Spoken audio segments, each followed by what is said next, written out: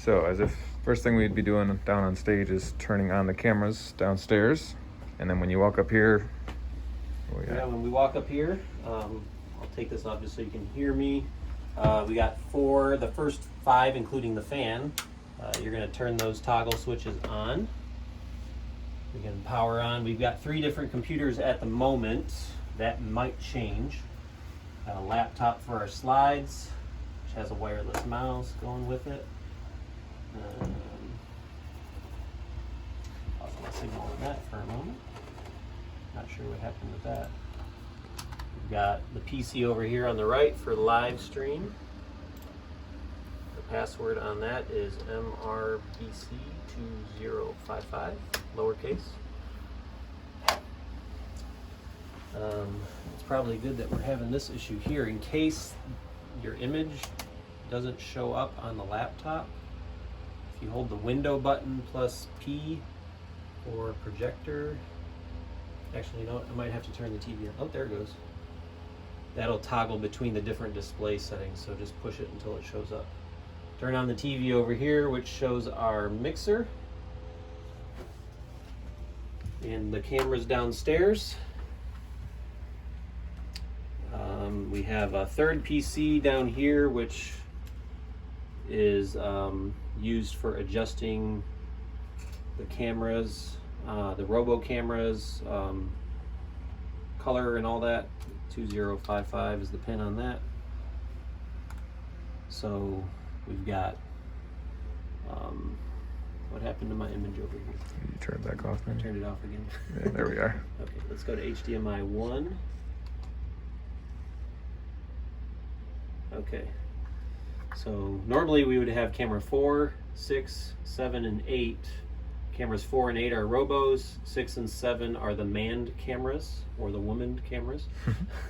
And camera 2 is actually our slides input, which is going to show up once I log into my other PC, hopefully.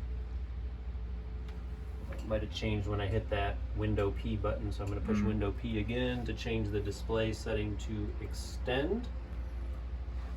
And then I should get the image show up over there, which it does. So that kind of just does its own thing every once in a while. Okay. We've got the camera controls over here for the robos. Camera 1 is actually camera 4. Camera 1 is camera 8. Camera 2 is camera 4. We can probably relabel those somehow, so that's less confusing.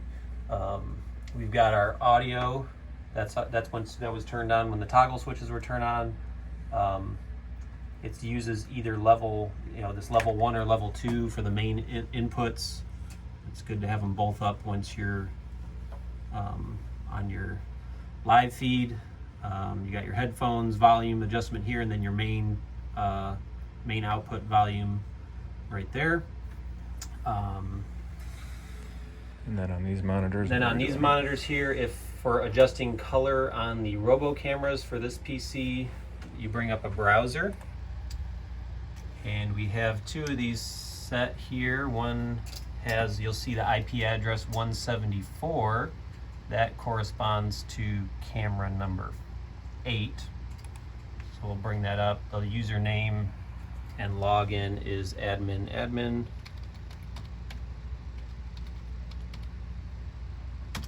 And that brings up, hopefully, that RoboCam, PTZ cam, if it's recognizing at the moment. Might take a minute here. But this wouldn't necessarily need to happen, because generally you would control your RoboCams with this guy. Yeah, this is just for color adjustment. So if the colors are way off, then this is where you can do that.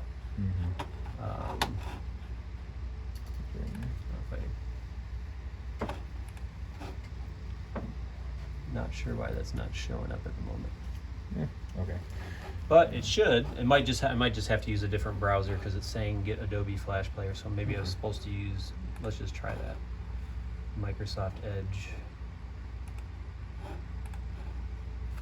Let's just try that real quick just to see if that was the issue.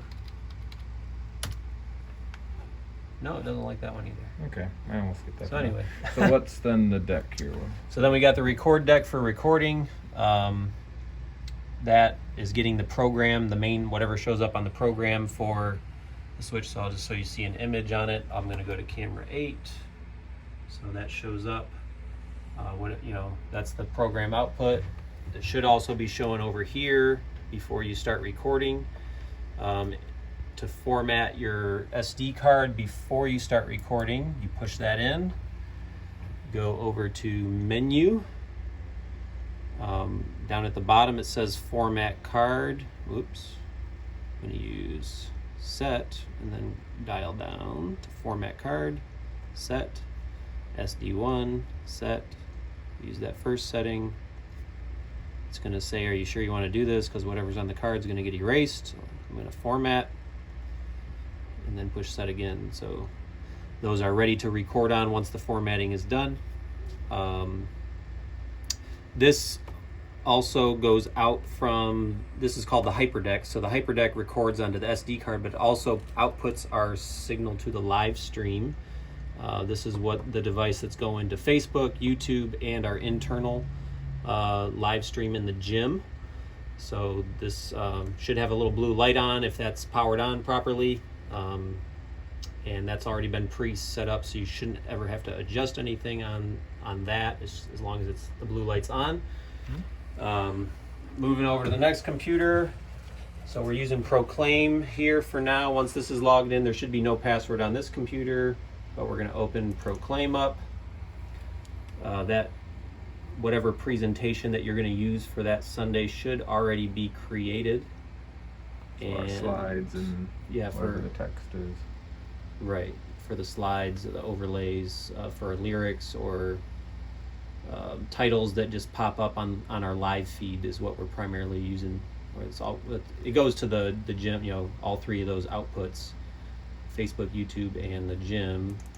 There we go. Sorry, I was delayed there. But primarily we got worship lyrics, sermon notes and text, pre-roll, slideshow for while the countdown's going on until we start. When we go on air here, this should already be created. In order to find the presentation that you're using, you can go to File, Open, and it should bring up, whatever the most recent one. Our most recent Sunday morning was July 5th. We use the July 5th live broadcast. So this one is for the main sanctuary. We don't want to use that. You'd want to use the live broadcast.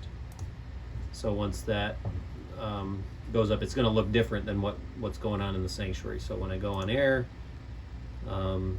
it starts that pre-roll countdown slideshow, and it should show up on that mixed screen on camera 2 as long as it's connecting.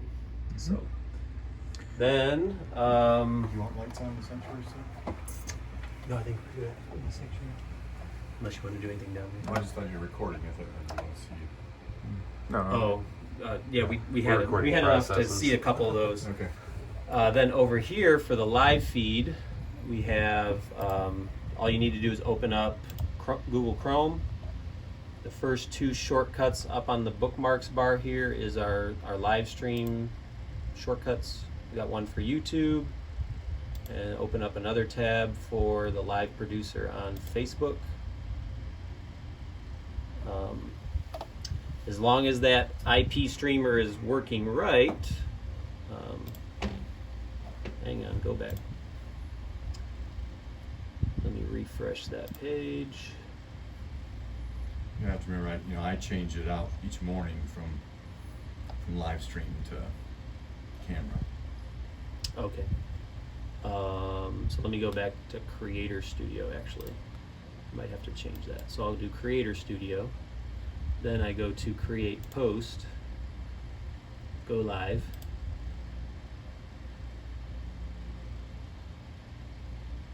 And here it says use stream key. That's what we want it set on. It's just waiting to recognize the signal. It usually takes 30 seconds or less to recognize that. Just so you can see something, let me flip over to the Proclaim slideshow so that we got an image coming through. There is an image on there, but you just can't see it very well right now. So there's our slideshow, so we know that's connecting. We go back to, oh, I lost the YouTube one. Let's go to YouTube.